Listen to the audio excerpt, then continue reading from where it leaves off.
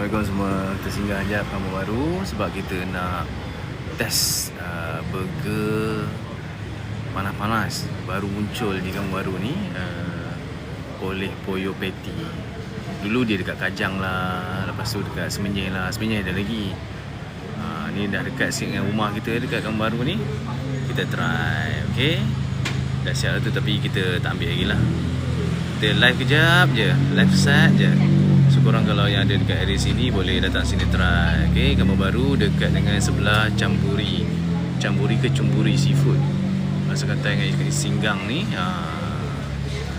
boleh try. Dia ada burger harga ekonomi, ada burger harga premium.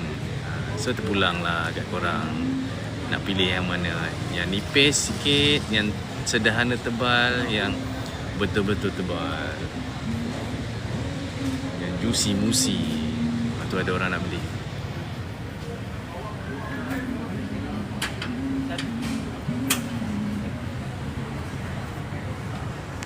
So korang dah try ke? Boleh komen-komen kat bawah ni. Pollo Patty. Pollo. Dekat Kamu Baru sebelah Cumburi. Cumburi je sebut dia. Cumburi ke Canburi Seafood. Sebelah dia lagi Surah Seafood. Apa lah macam tu lah.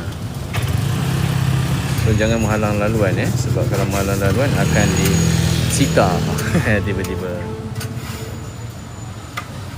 Okey lah, tak sempat nak lama sebab kat rumah pun budak-budak makan burger juga. Okay, thank you guys support. Jumpa lagi next time. Bye-bye.